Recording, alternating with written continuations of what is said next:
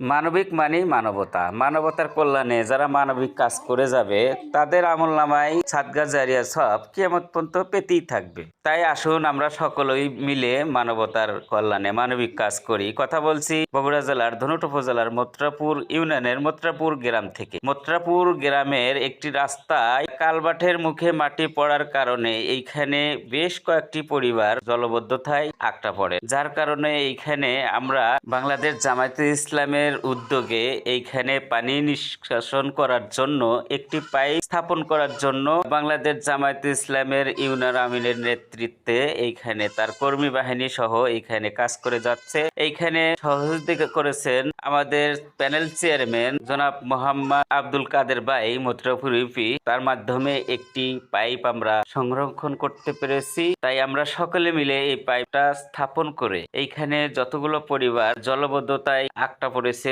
তাদেরকে জলবদ্ধতা থেকে দূর করার জন্য আমরা অক্লান্ত পরিশ্রমের বিনিময়ে আমরা পাইপটা স্থাপন করার চেষ্টা করছি। আপনারা সকলেই এই মানবিক কাজের জন্য যারা পরিশ্রম করে যাচ্ছে তাদের জন্য দোয়া করবেন।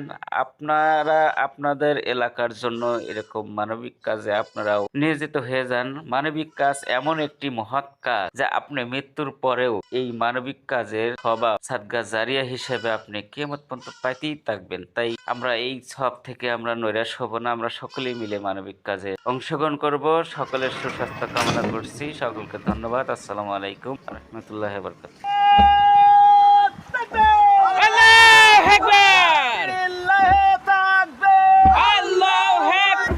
বাংলাদেশ জামাত ইসলামী জিন্দাবাদ জিন্দাবাদ।